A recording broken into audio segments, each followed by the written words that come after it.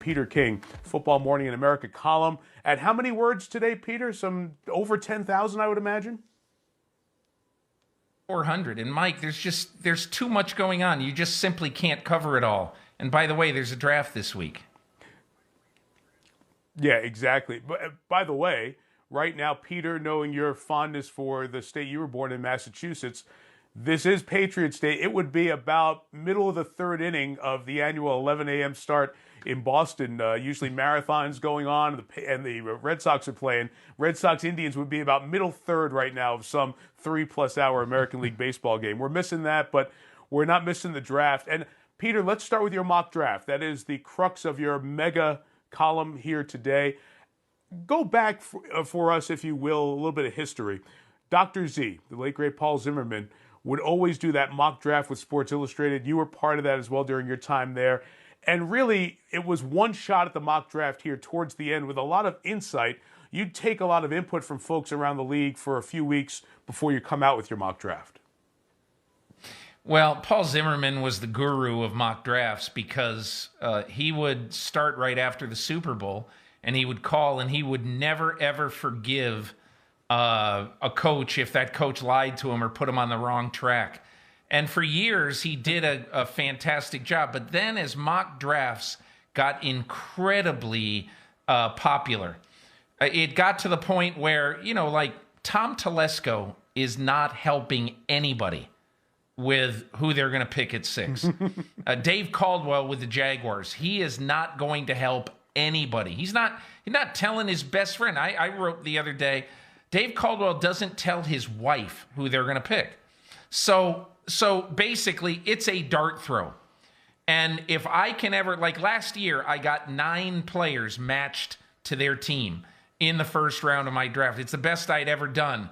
And it was an incredible, no one really realizes that. Nobody really cares. But that, to me, I was incredibly proud of that. If I got 4 or 5 this year, I would be absolutely thrilled. Obviously, you think that the top 2 of the draft are going to be there. But then after that, Mike, I think it's because there are so few times for these NFL general managers, scouts, coaches to get together in this postseason, to have a drink and to exchange ideas about who they like, who they don't like. That is why the information, in my opinion, this year was really lacking, and why all mock drafts this year, I believe, are going to be dart throws. It's interesting, Peter, because of the time that the evaluators spend, not just together, but the private time with the players and those pro days and those workouts. Do you feel that has left a little bit broader reach in terms of which players are going to be taken middle to the end of the first round in this year's draft? Yeah, I believe, Mike, that if you take the top 5 tackles, there's going to be at least 5 tackles picked in the first round. And if you end with Josh Jones of Houston, who started, I think, 45 games at left tackle in college football, which is unbelievable. But if you take the top 5 tackles, I would bet right now that there would be 25 iterations, 1 through 5. That there are so many changes and so many people who feel differently about their boards this year. And I think a lot of that is because Daniel Jeremiah said it on Twitter the other day. It was a great thought, and he's exactly right. So much of the groupthink has been eliminated this year because these guys haven't spent a lot of time together. I'm not going to go through each one of Peter's picks. You can go to NBCSports.com, the Football Morning in America pick, or I should say mock, to see pick by pick. But I want to go after 1 and 2, Peter, because, as you said, a lot of folks thinking Joe Burrow to Cincinnati, Chase Young, who's going to join us here in a little bit, to Washington at 2. Every draft, I always point out, has pivot points. I feel number 3 is a pivot point because does somebody come to get Tua? Is it Justin Herbert? Miami's interest there. You have Herbert with a trade with Detroit at 3. Explain your thinking on the move there. The trade is only because, look, I think if they both stay at 3 and 5, it's very likely that Okudah goes 3. It's either going to be Okudah or Derek Brown, I think, to Detroit. Either Okudah goes 3 or Justin Herbert, and Justin Herbert goes to Miami. The reason I made the trade is if You've been working for 3 years to find your generation's Dan Marino. And maybe he is, maybe he isn't. Maybe he's going to be great, maybe he won't. But if you've been working for 3 years and plotting and trading to do that with your quarterback, and you've got 6 picks in the top 70, small price to pay really to ensure that you would get that you would get your guy, if indeed Justin Herbert is the guy, and all you'd have to trade is the 39th pick in the draft. To me, my feeling is that would be a fair rate of return, because Detroit is still going to be able to get probably the same guy they would. And again, that trade might not happen, but I think for Miami to have a little peace of mind when GM Chris Greer and owner Stephen Ross go to bed Wednesday night, that's a trade, in my opinion, that I think makes sense. If you're Detroit, could you get one of Miami's other ones? Maybe, but I mean, I think it's one of those things that if Miami plays hardball and then you don't get the 39th pick, I mean, look at what Detroit really wants to do in this draft, Mike. They'd really like to get a long-term guard, I believe. They'd like to get a long-term running back. And if you could get the best guard in the draft and get one of the top 3 or 4 running backs in the draft, and still get Okudah, I'd be okay with that if I were Bob Quinn, the general manager of the Lions. So, Peter, when I was working the draft broadcast and getting lied to this week by folks and down different roads and all that stuff, you try to sift through that, I came to the conclusion that there were 2 things to look at trying to analyze a draft. One was, as I said, a pick that's a pivot point. And the second is a player that's a pivot player. In other words, Tua this year. Do teams come up to get Tagovailoa? Are they afraid because of the injury and they couldn't work him out, or they couldn't test him individually? So that's the next big question to me as I look at mock drafts, and I see that you have him with New England. What you thinking there? Well, my thinking is that over this past weekend, I talked to 12 general managers and several coaches, and all of them had different feelings about Tua Tagovailoa, about where he should go, where he would go. I didn't find many people, including some who know the Miami Dolphins pretty well, thinking that he would go to Miami. And honestly, if I had 10 or 11 people over the weekend, Mike, who said, yeah, Dolphins, they love Tua, I probably would have put him to Miami, but a clear majority felt that the Dolphins are going to go with Herbert. And again, you know what? Maybe that's Chris Greer, the Miami general manager, planting those seeds because he wants people to believe that. We'll find out.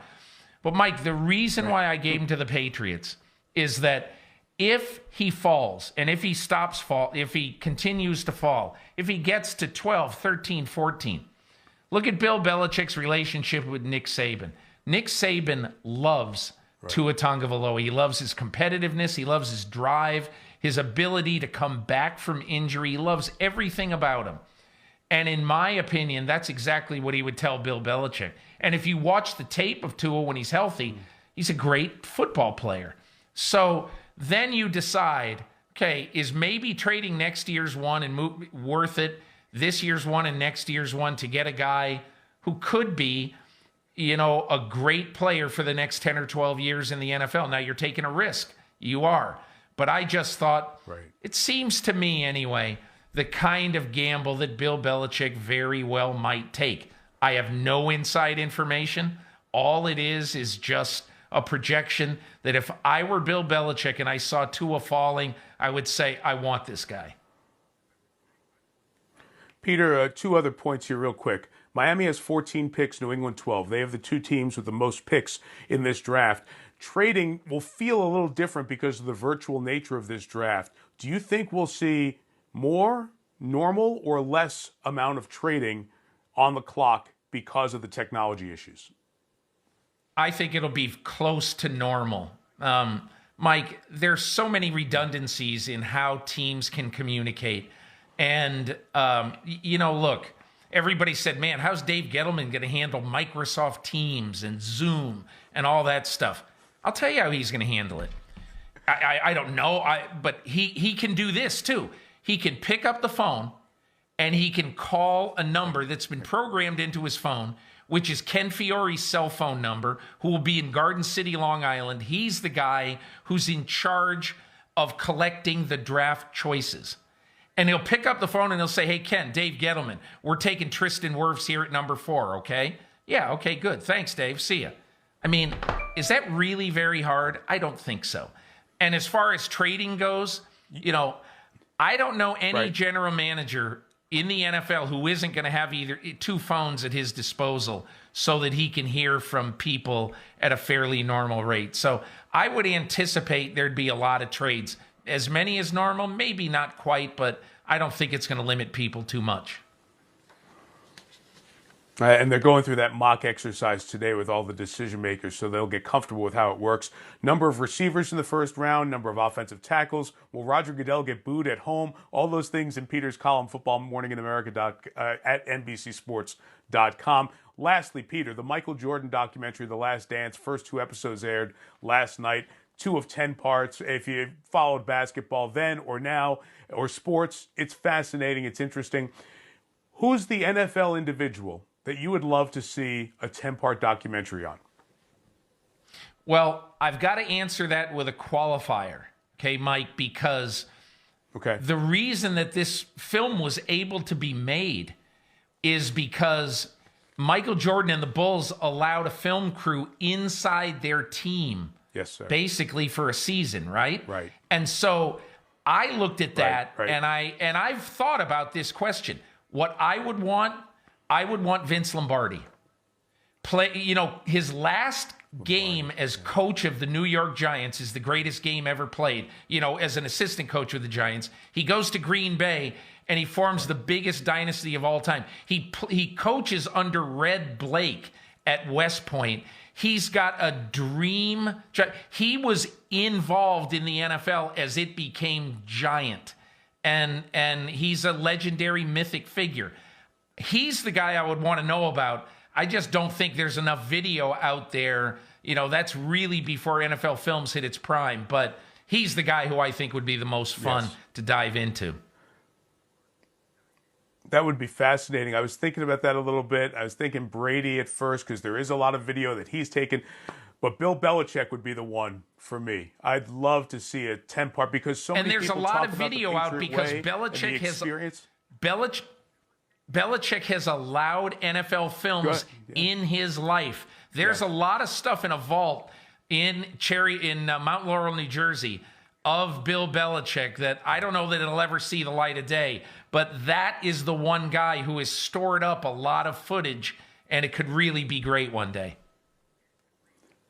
It would be so interesting and fascinating. Another topic for another time. Check out Peter's column. We'll talk to you during the week. Peter, thanks so much as always. Hi, I'm Mike Tirico, and thanks for watching. Make sure to hit subscribe for the latest news and highlights from NBC Sports.